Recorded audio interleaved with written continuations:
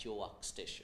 Because usually someone will tell you it has rained and we're in February, so I wasn't well abreast with the fact that it could rain. But today, it is a day that rain, maybe traffic jam, but of course with the traffic of Good Morning Uganda. Today I'm so much in the spirit of discussing education. Just been looking at the lower secondary curriculum, and now here am I looking at an insight into Uganda's education. So much has been said about our education, and so much has been discussed when it comes to access to education, and of late, affordability to education. I was somehow annoyed yesterday when I was watching news on a certain channel, and I saw the chairperson of private schools in one of the areas within Kampala speaking, I don't want to use the word with a lot of arrogance, when people were saying the exorbitant fees, was more like Maria Antoinette, those that remember, if you can't afford bread, you eat cakes. You eat cake. His wordings were more or less than that. But join me, welcome the Vice Chancellor, Victoria University, Professor Lawrence Moganga, with whom we are going to be discussing so much into this. And Professor, you're most welcome to our studios. Thank you so much, Robert.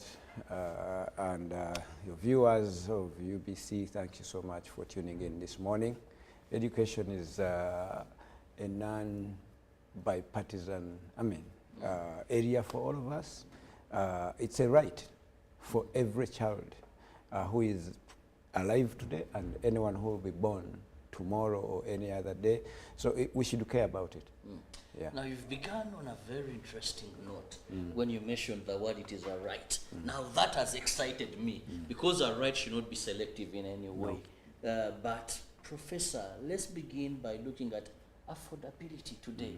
When you talk about education in Uganda, the first thing that will come to your mind is affordability. A friend of mine was telling me, now even before you think of your wife thinking of having children, the first thing is not hospital bills, is how are they going to go through school where education is not affordable and price seemingly takes away the fact that it should be a right.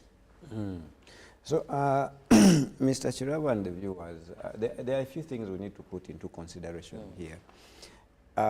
You began with a gentleman that you had on some news trying to express the reasons why perhaps they feel that the factor of fees being exorbitant is non-existent. Maybe that's how they feel. And she was telling parents that, what takes you to a school you can't afford? So I can imagine. That's what they're always going to say. But we want to, let's look at it this way. If you look at, and I'm going to break it down for the viewers and ourselves here. If you look at our situation demographically in this country, you're going to find that our population growth rate is one of the highest in Africa, or even in the world. We stand at 3.2% annually. So that has an implication on how many young people we have in Uganda. So you realize that I think from 0 to 30 or something like that, we have a population of almost 70% of the entire population, or 78%. And part of that, almost 70% can even, around maybe 60% can even be 0 to 18 years. Or later on maybe 70% can be 0 to 23 years. So that means that population of Uganda, if the census revealed today, for example, that we are, say, 50 million Ugandans, you realize that 70% are young what? People. In economics, that is demand for a person who has set up a school. You understand? So these people feel like now, in economics, we used to study things like demand being inelastic. So the demand for education is obviously going to remain there. It's regardless of the price. That's why now this gentleman can afford to say, if you can't afford bread, please eat the cakes, right? That meaning, if you can't afford this school, look for another school, right? Why? Because in the pond, there is so much fish. So anyone can come and will net whatever they net and still have students. But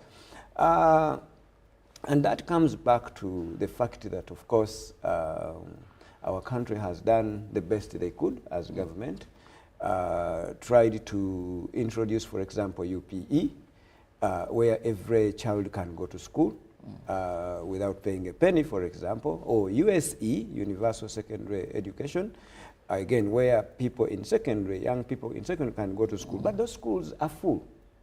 They are not even enough. So leaving a huge gap for the private sector to really apply themselves. So this is where we are coming from. So, and the gap is big. So meaning now they are going to tell you that in the laws of economics and everything, and we you have sought our help as the private sector. So we should not make a mistake to think that a private person who invests money in education, their money, they are just being there for charity. They are there to make profit. Okay? And they are going to exorbitantly make profit, make exorbitant profits. So that's a fact, because they are the private sector. The rewards of any entrepreneur are sometimes dividends or profit. So that's what they are doing. And some people are going to even start saying, oh, for me, why I am charging this, the cost of producing this service you're looking for, it is this high. I have differentiated my product or service from this school. Me, I can take these kids for swimming classes. I'm taking them for these kind of sports activities. I am offering them extra coaching. I am doing ABCD. I'm even giving them uniforms that they can wear Monday different uniform, Tuesday different, as if it is necessary, and then they will charge you exorbitantly. So that is what is happening. So now, but like I said earlier, I think we need to recognize, and when I say we need, and in good faith, that our government needs to recognize that education is a public good, and the public good is provided by the state. And, and if it is provided by the state, then they have to be in charge. So meaning this is the time when we have to prioritize provision of education to everyone, quality education. And there are very, very good ways where you're not going to go into conflict with the private sector, where you're going to deliver quality education without going into war with these people. Because one day for sure, we can maybe regulate, fine. As government, the government has the power to regulate. But also the private person who invested money into this school is going to say, no, from today onwards, I'm closing shop. I'm closing my gates. No one is coming in. And if they closed, trust me, we would have a catastrophe in this country. There are so many, the demand is too much, and do you know what parents are going to do?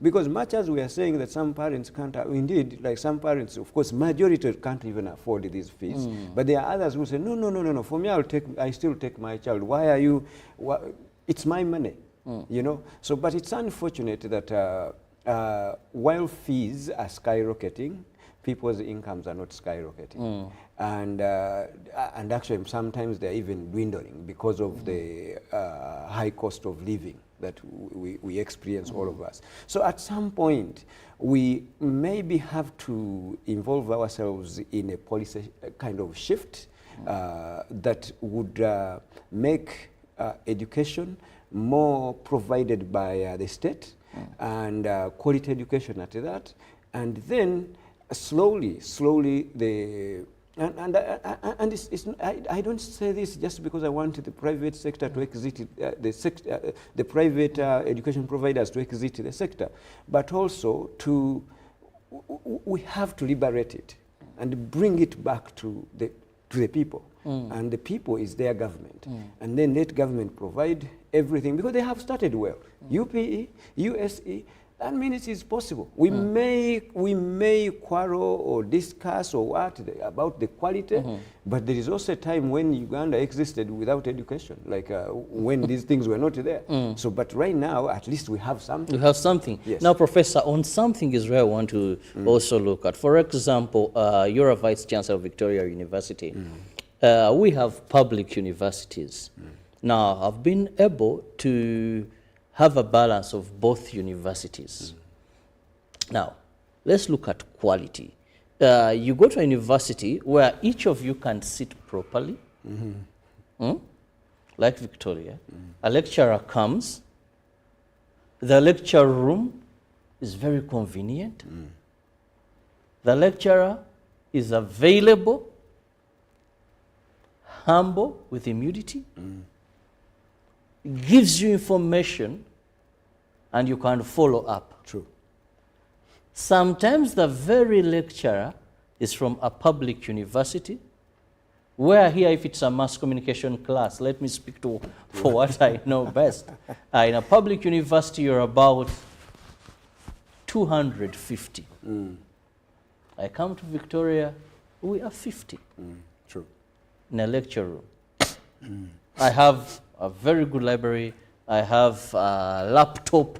Even if I don't have, there's that which is provided already. All these services are there. By the end of the day, we are going all to compete for the same job market. We come in here at Victoria, you have almost a mini studio.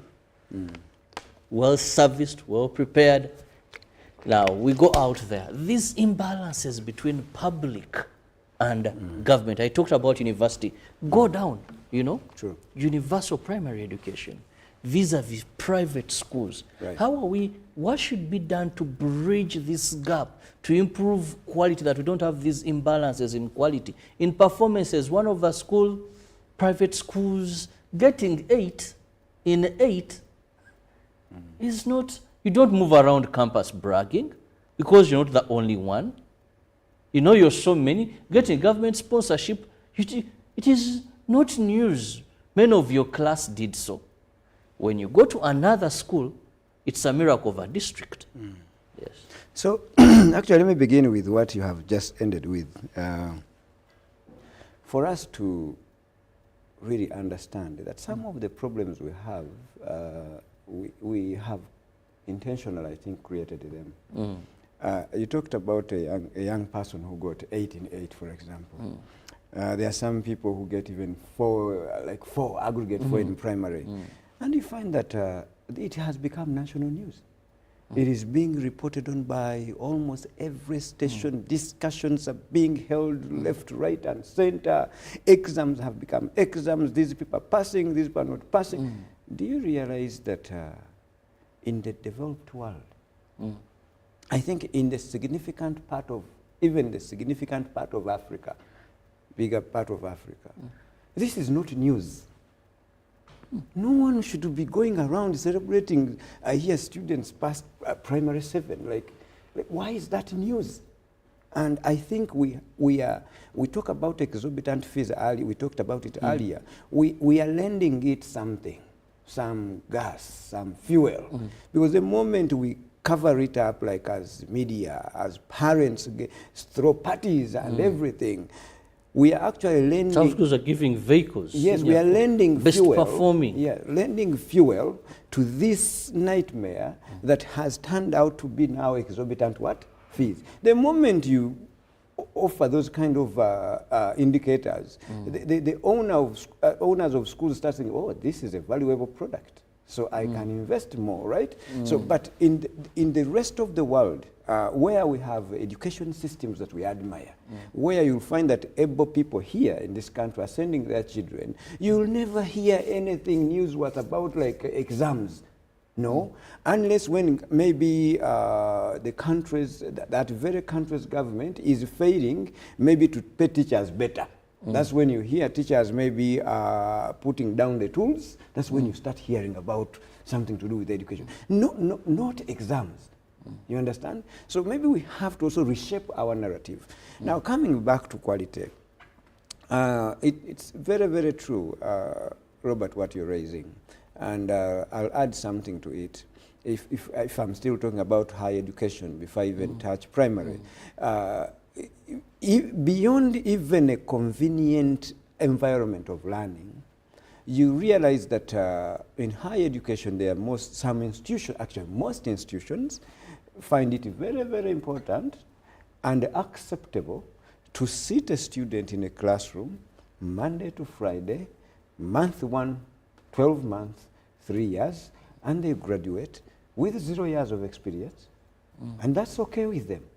And then this student has to go out in the labor market you talked about, and when they come to UBC here, maybe they are journalists, they are journalists now, and UBC wants 2 years, 3 years of experience. Okay? So now, what kind of hypocrisy is that when it comes to our education, higher education system, for example, where a graduate comes with 0 years of experience or 2 months of internship, of which internship as well was also maybe wherever they went, they were never supervised like to the purpose. Their supervisors make them print or photocopy papers or make for them tea or coffee, and that's what they learned. Right? But when they come to the world of work, they need experience. You learned how to team up with people, how to solve problems with people, how to do things. You have 0 experience.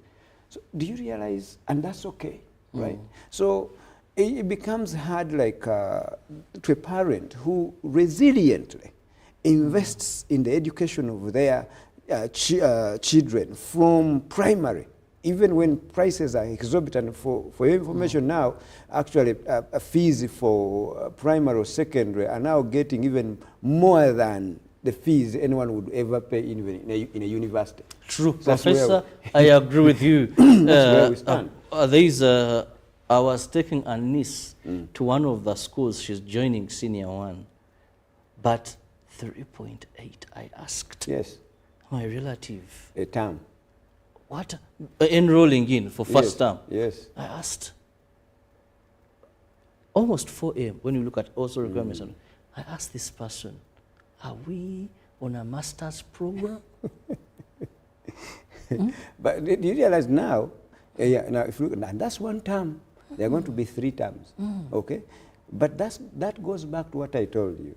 The higher you go in our Because a very good performing school. Yes, in an education kind of ladder, the higher you go, the demand reduces. So now, at the bottom of the pyramid, the demand is big. The kids are too many. So that's why they can afford to charge what they want. So for us in higher education, remember every year we only receive people who have sat senior 6 about 95,000. Okay? When you look at primary 1, around 1.9 million enroll. So you have a big lake to fish from at the lower, whatever of the pyramid. Upstairs, there you have 95,000 who are also going to scatter around. Not all of them come to university. They go to other tertiary institutions, others go to technical. So there is others begin life at senior 6. Thank you very much. There is no the demand becomes what? Less. So that's why the cost implication also, you start seeing that primary, secondary fees can be that high if you're not in UPE or USE, and in university fees now begin to come down. You know, so but it is becoming abnormal given the quality that a parent of today and a student, the value for money that they are receiving, it's not worth it most of the time because if you look at university education, for example, much as the fees even are not that exorbitant, okay? Again, the value for money is still wanting. You get a child getting out of school, a student, in a world of technology we are in today, these people like you earlier rightly said, they can't even use a computer, okay? The only thing they know how to use is because of influence and everything, which is okay to have, is a phone, and they can only use it on Instagram, Snapchat, and now TikTok, snapping themselves, TikToking. That's what they can do with it. They cannot actually use it as a gadget to just do business in a way. No. because education has not taught them to do that. So, and yet you realize the world we live in today, most companies that are big that I know of, they are even beginning to not ask for credentials. They are asking for the experience, the competencies, the skills, right? And when you look at how these people are getting trained, as they graduate, you may have seen the outflow of students to parents watching this morning and the students. You may have seen a situation where a graduate is saying, oh, I'm going somewhere in a cafe to have my CV typed. You understand? Or I'm going to ask someone for help to create for me an application. That's where we are. Yes. For a you graduate, get them. Help me write for me an application letter. An application letter, a CV. They don't know. And you are a graduate who have been in university for 3 years or 4 years. So that's a basic skill. But you can't blame them most of the time. Why? Because the system they have been in, like you said, from primary one to the university, they have been sat down and told that keep writing with your hands. Keep writing. So the system has developed a skill that is not needed by anyone, handwriting. And when they finish, they are telling them, please grab your computer, type this, because there's no supervisor who needs a report that is not typed. And these kids cannot even write. We are not talking about sophisticated kind of skills of computing. No, even simple typing. In the fourth industrial revolution we are in today, in the artificial intelligence era, we have a problem right now. While our quality of education is really becoming problematic, AI is also becoming more intelligent. Okay? So right now, if you go by an IQ, AI has reached an extent of maybe measuring around 160. Its IQ. That is way beyond most human beings here, I mean, most Ugandans. An average person around the world is 60 to 70 IQ, right? So, but this AI artificial intelligence is 160, about 160. Now, in 5 years, it is believed that it will be 5,000 times more intelligent than a human being. Now, the parent watching, where will your child be? Who is not being exposed to technology today? The best you do is to give them a backpack, the bag where you put in a book and a pen, and they go to school. Everything they are going to learn and cram, because our system is about remembering. During the exam, you have to remember everything they gave you. Everything they're going to remember, AI can remember 5,000 times better than a human being. So then why am I still stuffing things in my head? So why can't we now strategize how to, and then we learn how to work with AI and even be good partners with AI or even better. Now, Professor, this is where I want to ask you.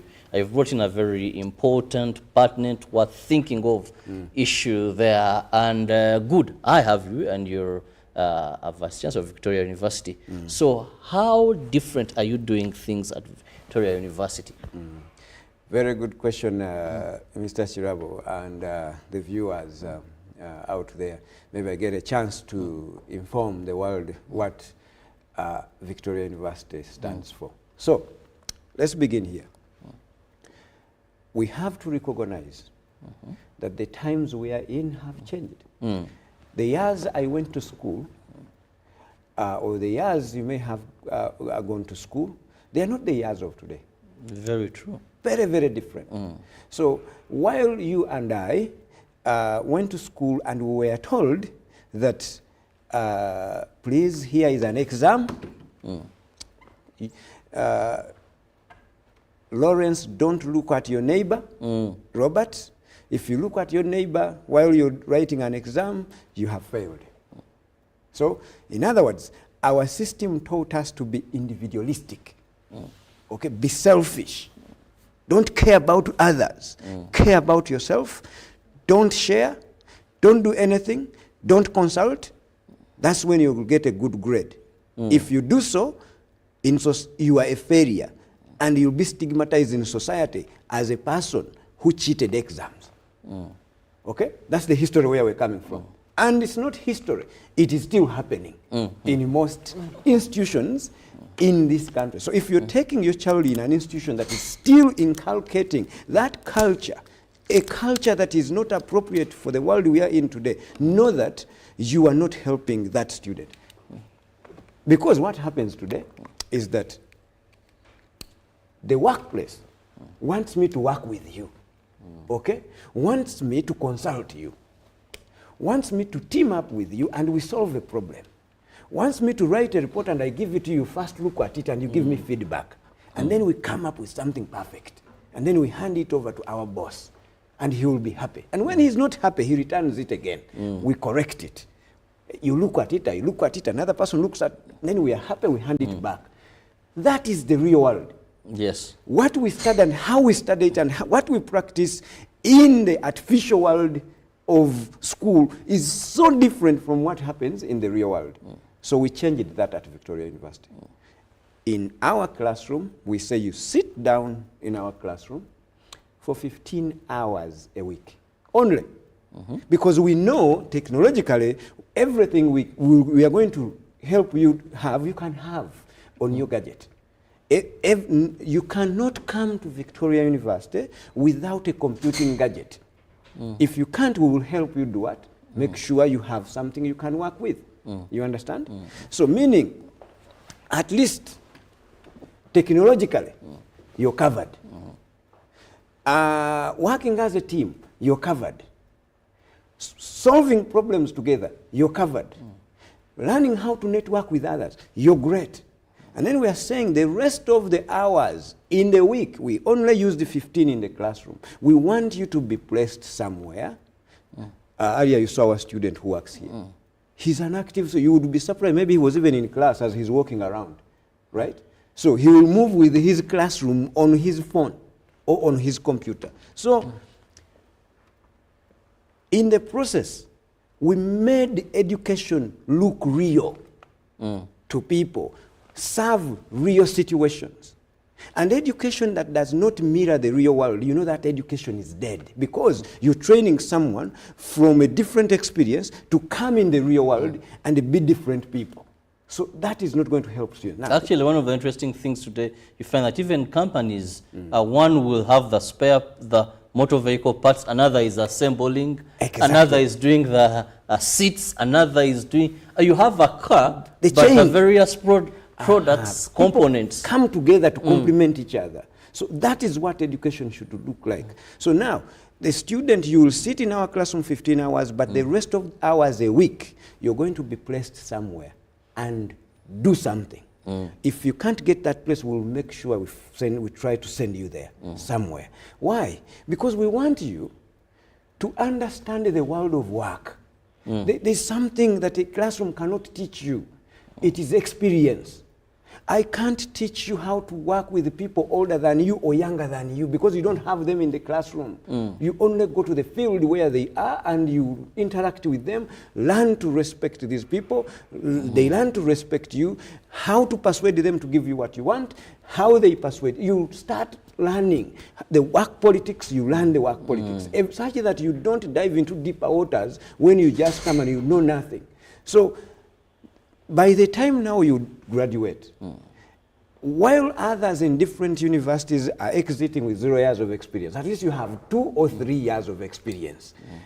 Chances are you have been retained even in that job, or you can even create your own job, right? So that's one. Number 2 is that you're seated here, for example, and you're so busy at work, you don't have to rush through traffic. You talked about traffic.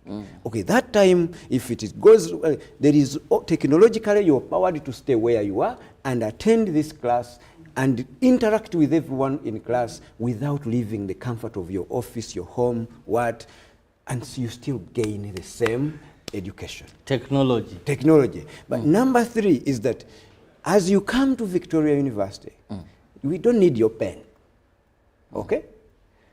We don't need your book. You can have them at your leisure, but we have one of the best learning management systems or platforms in the world, one of the best. Okay? So you will, everything learning material, you'll find it there. You don't even have to sit in the library. No?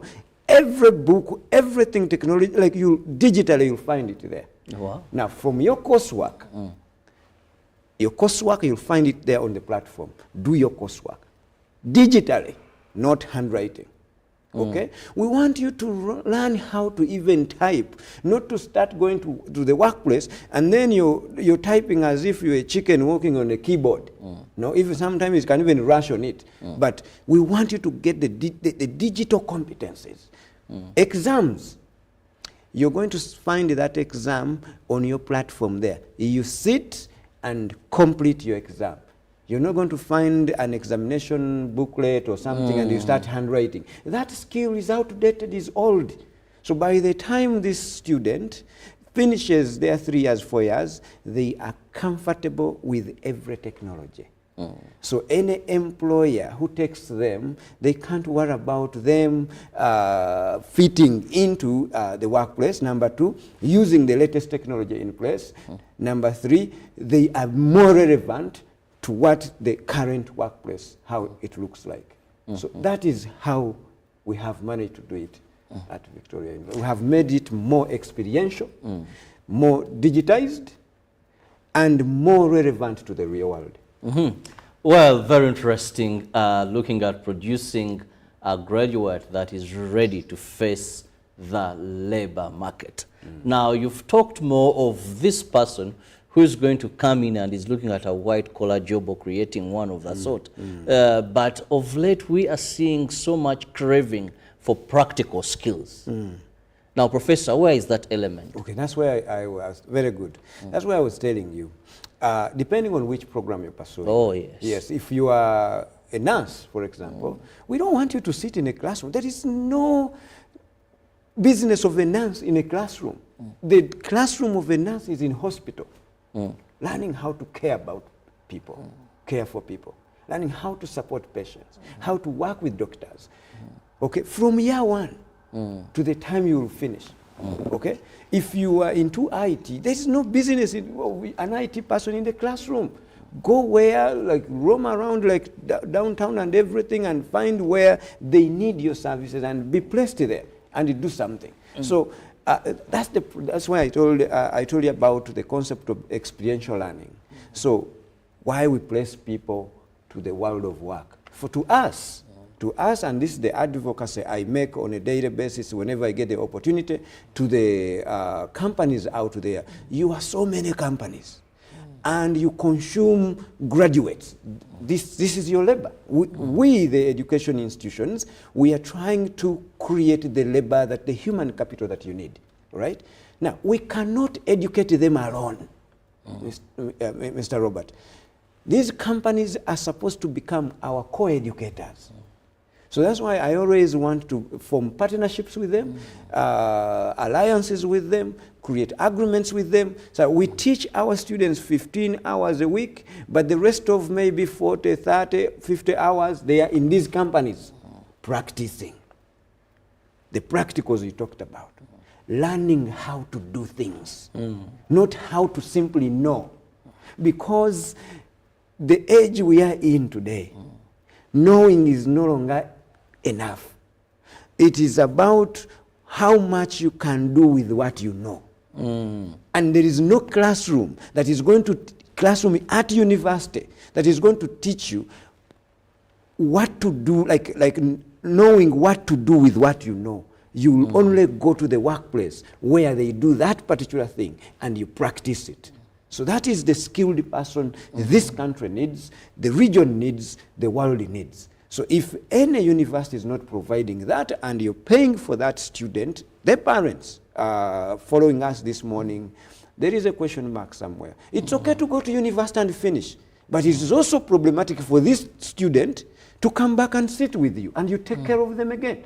Before you know they even have a family, you take care of their family. Instead of them, after a long time of you taking care of them, they are supposed to be your NSSF.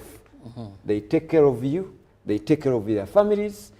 Traditionally, that's what, Yes. as our That's what parents, defines us as Africans. exactly, as Africans, we are supposed to take care of our parents because they took care of us. That's the time to pay back. But now it has reversed. Things have changed. Now, a parent, with the education system we have, a parent educates a child from nursery to the university, and they continue taking care of them even in their adult age as married people. So it's ironical in nature. Like, we can't allow this to go on like this. We have to change. So the only way you can change is also to be selective.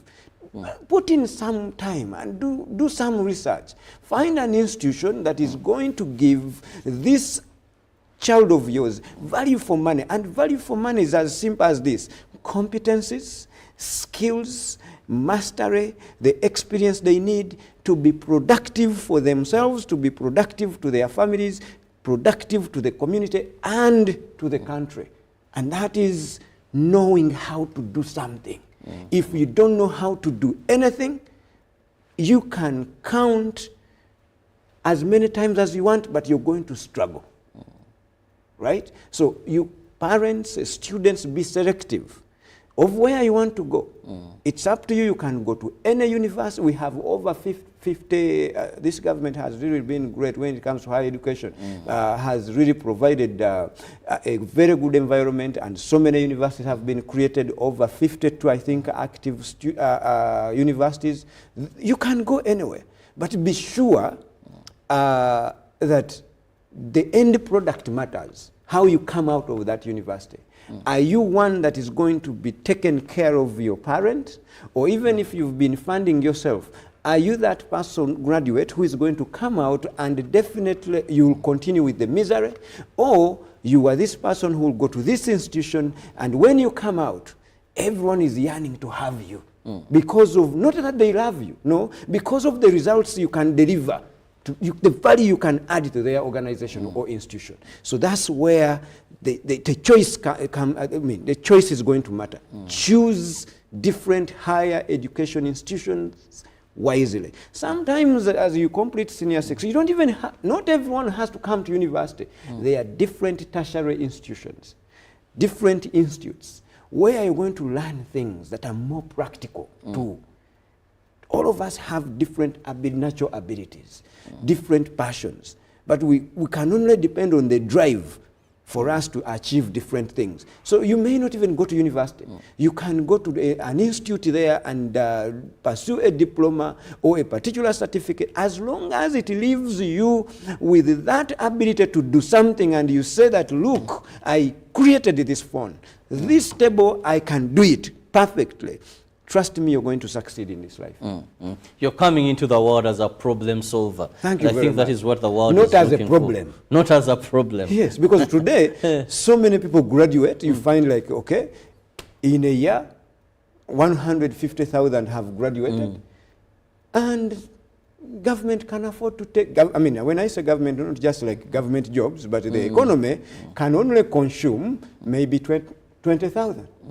The 130 are finding another 130,000 of last year and another 130,000 of the other year, and they have become a problem for society. So are you graduating to become a problem, or you are graduating to become the problem solver? It depends on which institution you chose, what you chose to pursue, and how you're pursuing it. Do not just follow the bandwagon that because my neighbor's child goes to this school and does this program, my child has to do this program. No, sometimes that is not their drive. Maybe some other times it is them to stay with you and practice farming in a formidable way and add value, and that's what they cherish. Maybe you need to support them to do that. That is also very, very important. So, but what we have tried our best as Victoria University to empower these students to be able to graduate with something tangible, something you can be proud of that you can do, and an employer will find that in you. So, and I call upon all other institutions to really, we can have different interests. Now, right? Professor, we can have different interests, Yes. but also there comes an element you said university is not that very expensive compared To this lower because of the factors of demand and supply. But also the finances necessary to have university education of this quality. You know, Victoria are doing a very good job, but one would say service in tandem with resources. With resources, are we affordable? Are Are you, affordable? Yes. is that what you're trying to say? Yes, that's what I'm trying to find a better way of phrasing it. You don't have to break your back or tongue. I'll tell you this. Uganda has very few chartered universities. But they are becoming many. Universities are bettering themselves every day. But we still stand as the most affordable chartered institution in Uganda. Where actually just to give you a random number, at 450,000 a semester, a trimester, a student can pursue a degree program. So tell me which institution where you can find something like that. Not even an unchartered. Thank you very much. So now you can tell the story where we stand. So a student can walk in, for example, students pursuing education, for example, and they can pay 450,000 a trimester, and they will earn a degree at the end of the day. How realistic is this? No, it goes back to what I told you. We can have interests as institutions, and what I was trying to tell you. Like every because not even these institutes, you know, where you see such institutes, these institutes. Yes. So we can have different interests, okay? But there comes a time when the interests of the country should come first. Okay? You understand? Put the interests of the country first. Once all of us try to put the interests of the country first, all of us will do better. It means so many people will access quality higher education, and they'll get better jobs, and now they can afford to pay decent fees to these institutions. But you cannot start milking a cow that you're not feeding. You understand? So charge fees, unless in terms of profit, very minimal, but let people come to school and get quality education. Eventually, those are the same people who will fund their kids into this very school or another school just because they are able financially. But right now, there are some people who can't afford to come to school. But do you just close your eyes and just leave them to go and perish? No. You just find a working way. You strike some kind of relationship where people can still come to school, can still pay something that will pay this teacher, will make sure the classroom is very well equipped, and they can get quality education. You'll come to Victoria University, I can see you have screens all over, right? A teacher doesn't even need to bring a laptop. Because some teachers will say, oh, my laptop is not. No, you'll find it well equipped with different smart boards. You can teach with those smart boards, not blackboard, not whiteboards, no.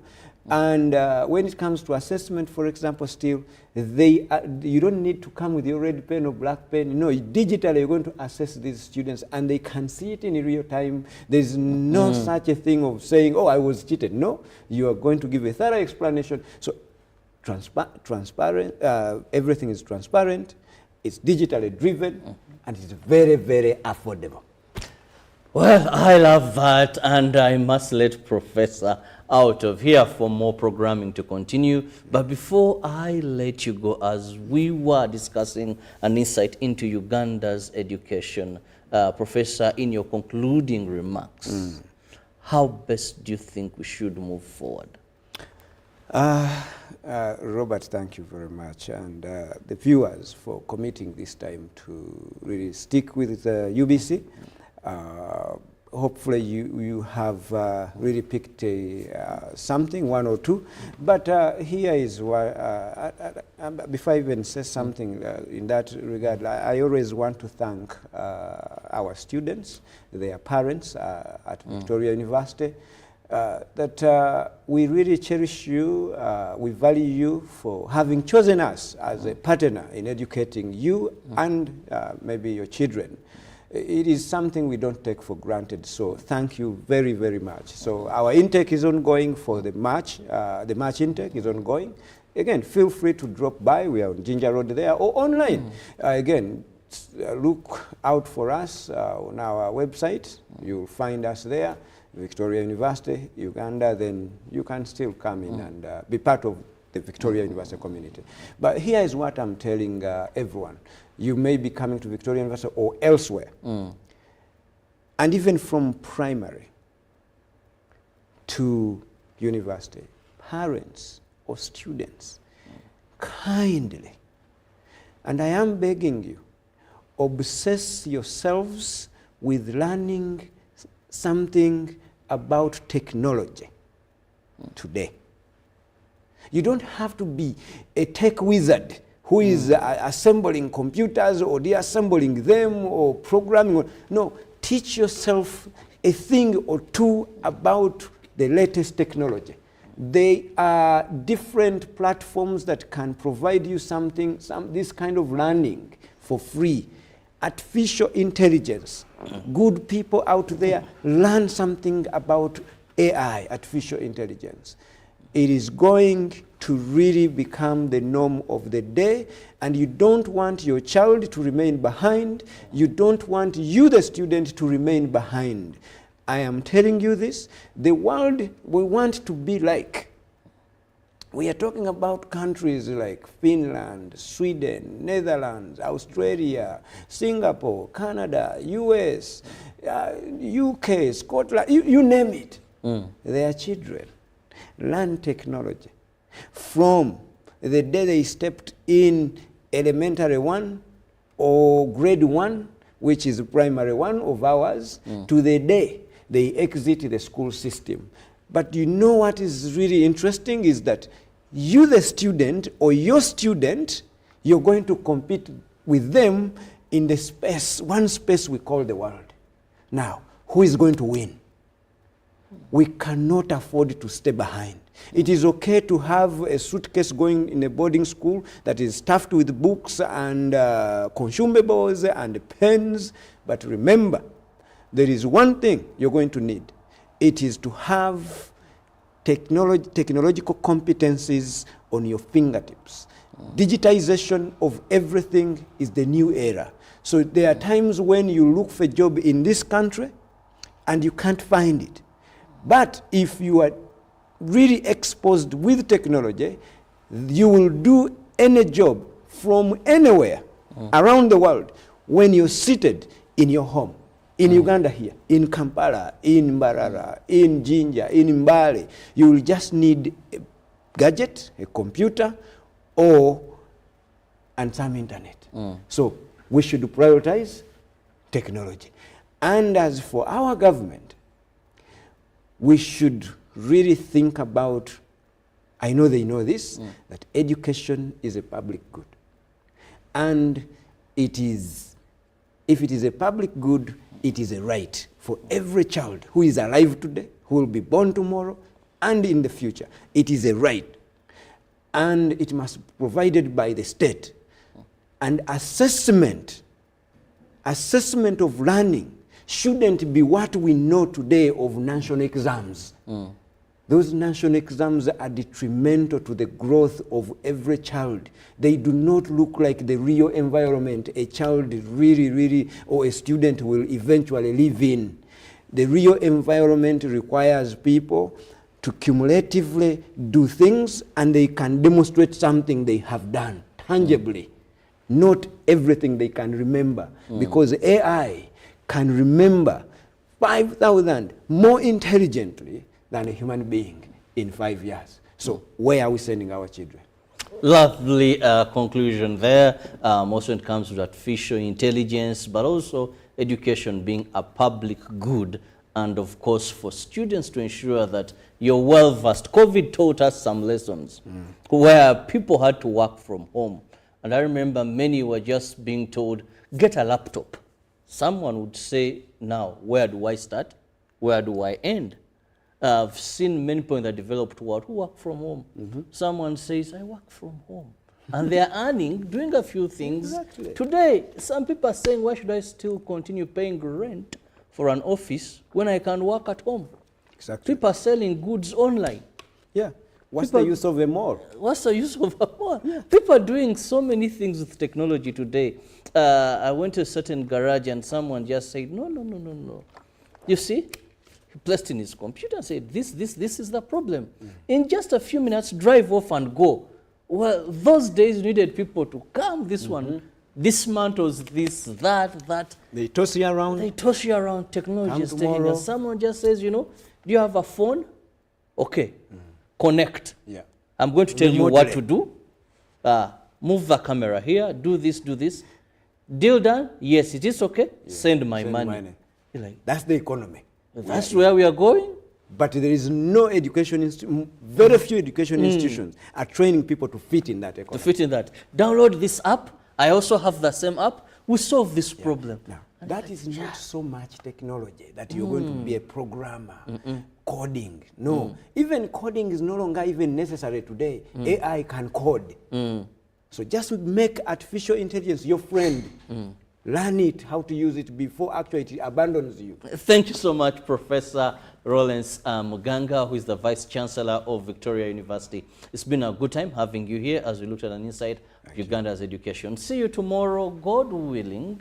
Have a lovely day. Good morning.